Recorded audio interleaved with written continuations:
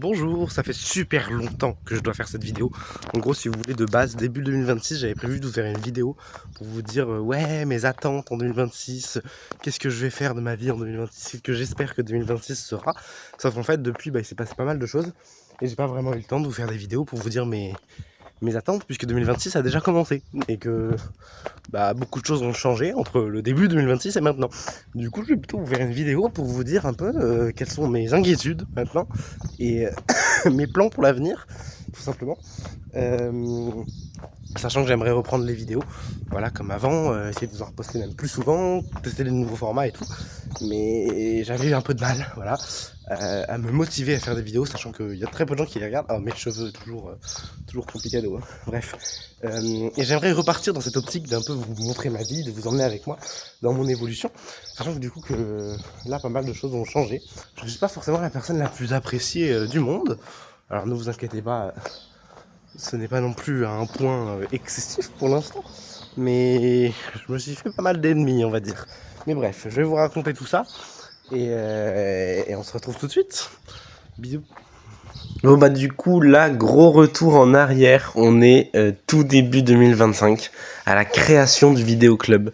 Donc le vidéo club, c'est une réunion que je fais avec mes potes toutes les semaines pour regarder des films et je l'ai créé début 2025. Donc là vous voyez les images de la création du tout premier vidéo club, c'est historique. Donc entre temps il y a eu pas mal d'aventures un peu rocambolesques que je vous ai filmées d'ailleurs en vlog. Et il y a aussi eu le festival du court-métrage, donc que je vous avais vlog intégralement, mais je n'ai jamais posté le vlog tout simplement parce que j'ai eu la flemme de faire le montage. Donc là je vais vous montrer quelques extraits de mes mésaventures.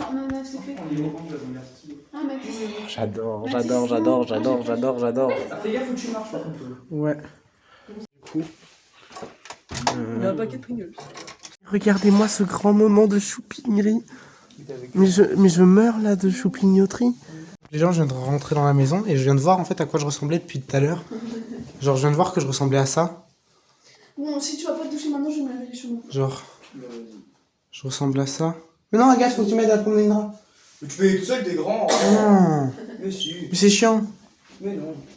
Et ensuite, j'ai sacrifié tout mon temps et mon énergie dans la création d'un projet de court-métrage qui s'est avéré être beaucoup trop ambitieux et qui a lamentablement échoué. Je vous laisse donc avec le making-of, entre guillemets.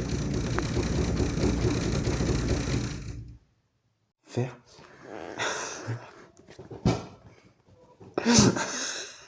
Action. Je me suis cosplay en vieux fou.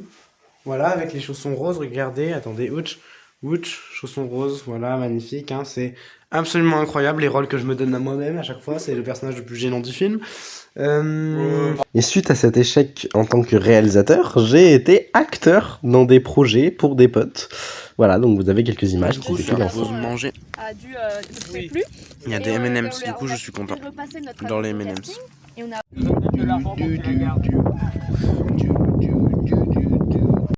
C'est la scène de la discussion où il y aura de la musique par-dessus et on n'entend pas. Vas-y. Donc on s'encule. Waouh. On est où? Chez nous, Chez nous? Oui, non, c'est pas chez nous là. C'est bien. Il y a des gens qui dansent. Oui. Il y a plein de gens.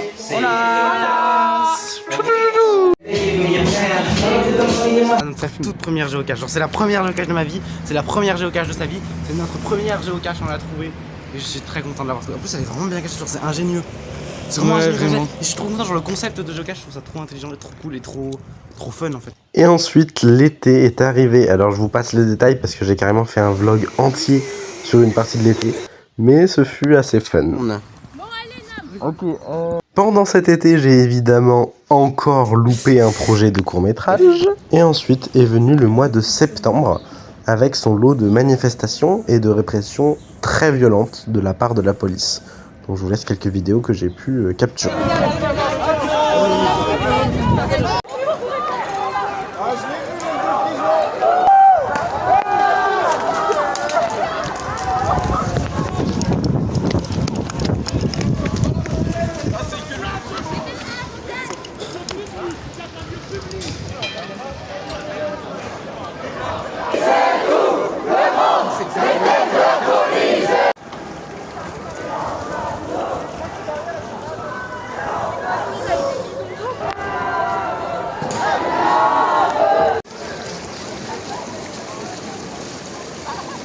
Ensuite, il y a eu Halloween, à savoir ma fête préférée. J'ai également commencé mon service civique, pour lequel j'ai beaucoup pleuré quand il s'est fini en 2026 récemment. Sans oublier, évidemment, la génialissime convention Doctor Who de Moulins, où j'ai rencontré la Pepper Potts Team. J'ai également fait un nouveau court-métrage, un tout petit, mais bon, c'est déjà ça. Là, on est parti pour aller en haut du Puy-de-Dôme. Voilà, il est 7h du matin et c'est très tôt pour aller en haut du Puy-de-Dôme, mais on va quand même en haut du Puy-de-Dôme. Parce que Puy-de-Dôme, pour le premier lever de soleil de 2026, c'est important, voilà. Et oui, comme vous l'aurez compris, pour le début de 2026, je me suis rendu au sommet du Puy-de-Dôme pour découvrir le tout premier lever de soleil depuis le point le plus culminant de ma région. Bon là c'est juste une vidéo qui vous montre que je suis toujours aussi aigri. Orsine, du coup c'est pour aller à Sainte-Anne, le lycée Cateau. Voilà, on a fait beaucoup de routes, il neige énormément. Pas beaucoup de routes, un peu de route quoi. Il neige beaucoup, il n'y avait pas de parking, on est garé un peu loin. Et il faut marcher, enfin bref c'est chiant. Et il neige, voilà. Ensuite c'était reparti pour le festival du court-métrage, mais cette fois-ci de 2026. J'ai aussi exploré un lieu abandonné avec des Mexicains qui ne parlaient pas ma langue. Yes. Very, very beaucoup. Okay. That's very scary. Oh, I understand. Me too. Don't speak very much because. What? Oh wow! Wow. Can you do a 6-7 for the Urbex? Évidemment, je vous ai fait une version raccourcie. Je vous ai pas raconté les trucs les plus dark, je vous ai pas raconté les moments tristes, je vous ai pas raconté plein de trucs. Mais vous avez des points intéressants pour je sais pas quoi en fait. Faut savoir que j'ai commencé à être beaucoup plus actif niveau militantisme politique et ça m'a valu bien des choses rocambolesques telles que des menaces de mort, etc. Mais ça, je vous en parlerai dans des vidéos ultérieures. Et après moult péripéties, nous voilà arrivés aujourd'hui, c'est-à-dire début juillet me semble-t-il. Oui, c'est ça, début juillet, où j'en suis à un point assez étrange, c'est-à-dire qu'il y a beaucoup de renouveau, on va dire. Je me suis éloigné de pas mal de personnes, je me rapproche de nouvelles personnes. Mon service civique c'est terminé, je suis actuellement en recherche d'emploi. Ça fait bizarre dit comme ça, parce que c'est assez mature comme mot, recherche d'emploi, et aussi assez boring, parce que j'avoue que le monde du travail et du capitalisme, c'est pas quelque chose qui m'enchante, c'est même quelque chose qui me terrifie, et j'en suis là, c'est-à-dire que j'en suis à chercher un emploi, à tenter de faire survivre mes projets, tels que mes courts-métrages, etc., à continuer de militer, en ayant peur de me faire tuer. Et j'avoue, ça me dépasse un peu. J'ai ouvert mes volets parce que ça fait plus mieux.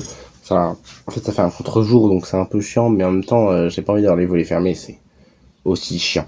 Je suis en mode, j'ai pas envie d'avoir toutes ces responsabilités. C'est-à-dire que je dois me battre pour les autres, me battre pour moi-même, faire plein de trucs super giga sérieux. Et j'avais assez bizarre. Parce que d'un côté, j'ai été conditionné à avoir ces responsabilités aussitôt. Parce que j'ai pas vraiment eu d'attache familiale très forte. J'ai pas vécu dans un milieu spécialement facile, que ce soit financièrement, mentalement, psychologiquement, ou quoi que ce soit. J'ai dû assez souvent apprendre à faire les choses par moi-même. Surtout ces derniers temps où je me fournis moi-même à manger, à boire et de quoi vivre. À l'exception du loyer et des factures, évidemment. Et c'est vrai que là, le fait d'être à peine majeur et d'être déjà confronté à autant de choses, autant d'enjeux, et de devoir affronter tout ça seul, c'est assez compliqué. Après, évidemment, il y a toujours des gens qui me disent qu'ils sont là pour moi, etc. Sauf que le truc, c'est que avec mon expérience, avec ma vie, etc., j'ai appris, même si ça paraît extrêmement dark, Sasuke, je suis dans les méandres d'une vie sombre, etc., mais j'ai appris à faire par moi-même et à ne faire confiance à personne. Pas dans le sens où tout le monde est méchant, mais plutôt dans le sens où les gens ne sont pas forcément en capacité de m'aider et les gens peuvent partir à tout moment. Ça d'ailleurs c'est une réflexion qui me terrifie. Là je vous ai fait la première partie plus en mode vlog, un peu edit de ma vie, en mode rigolo, stylé, un peu étrange. Mais en fait là concrètement ce qui se passe c'est que je ressens une grande solitude. C'est-à-dire que je me sens particulièrement seul face à tout ça. C'est-à-dire que j'ai l'impression d'avoir énormément d'ennemis, entre guillemets, d'antagonistes, mais de pas avoir ma team. Je sais pas si vous voyez, mais genre dans les films, dans les séries, il y a souvent genre un protagoniste. Oui, je me mets en tant que protagoniste parce que c'est ma vie, donc voilà. Et genre il doit affronter plein d'antagonistes et il y a ses alliés qui sont là en mode oui, mais nous on sera toujours derrière toi pour te protéger et tout. Ça va être, j'ai l'impression de devoir affronter tous ces antagonistes, mais sans avoir ma team. Et attention, ne me faites pas dire ce que j'ai pas dit, parce que il y a plein de gens qui sont géniaux et qui sont proches de moi, voire très proches de moi. Je pense notamment par exemple à Léa, je pense à Elliot aussi qui est très présent, je pense à Aloïs, je pense à plein de gens qui sont là concrètement autour de moi, de façon diverse, hein, en fonction des gens et de leurs capacités. Mais ce qui est compliqué, c'est le fait de faire confiance, le fait de se dire que ces gens ne vont pas disparaître, sachant que aussi il y a pas mal de ces gens qui sont pas forcément disponibles. Bah Elliot par exemple, il habite à des kilomètres de là, je ne l'ai jamais vu dans la vraie vie, c'est un faux Jean, c'est un Jean de la virtualité. Alors c'est un Jean très sympa, c'est un Jean que j'adore, que j'aime de tout mon cœur, hein, mais bah je me dis, hein, du jour au lendemain, comme ça, il peut me bloquer et disparaître.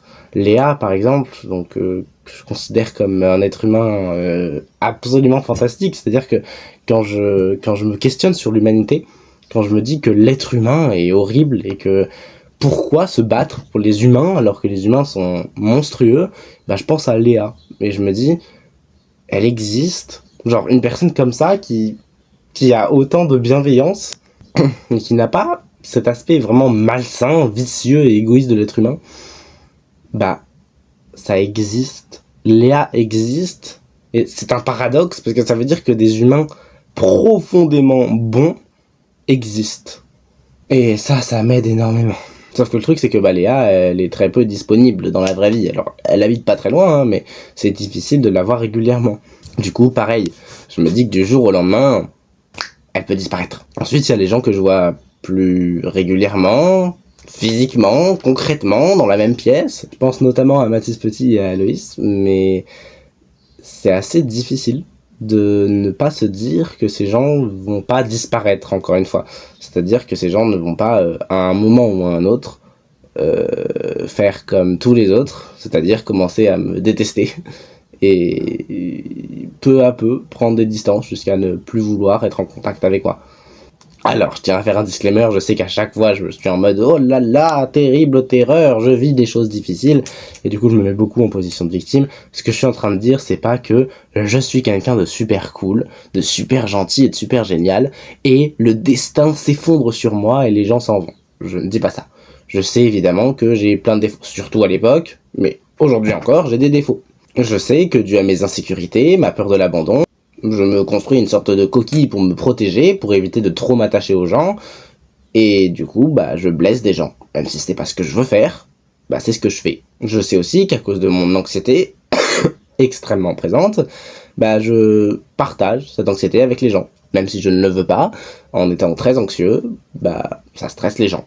J'ai aussi des changements d'humeur, des moments où j'ai très peu d'énergie, et des moments où je demande beaucoup, où je demande énormément de soutien, énormément d'aide, plus que ce que les gens peuvent donner. On va dire que c'est un peu mes défauts principaux. Mais il y en a plein d'autres. Donc il y a des bonnes raisons pour lesquelles les gens s'en vont. Je dis pas le contraire. Ce que je dis, c'est juste que bah, pour moi, c'est terrifiant. Et ça me donne l'idée qu'il y aurait quelque chose en moi d'horrible, de monstrueux, que les gens découvrent au fur et à mesure qu'ils me connaissent. Et une fois qu'ils l'ont vu, ils fuient et ils ne veulent pas revenir. Et cette idée me terrifie jour et nuit, je ne peux pas, ça me terrorise. Donc voilà. Moi j'ai envie d'aller de l'avant, j'ai envie de continuer à découvrir plein de films, j'ai envie de créer des films, j'ai envie de jouer à des jeux vidéo, j'ai envie de faire plein de vidéos YouTube, plein de vidéos TikTok. J'ai envie de faire des grandes explorations, de découvrir plein de trucs, de rencontrer plein de nouveaux gens, de vivre des aventures, de vivre une vie de folie, j'ai envie de faire plein de choses. J'ai envie d'apprendre à évoluer, j'ai envie de guérir de mes traumas, j'ai envie d'apprendre à aimer à nouveau correctement.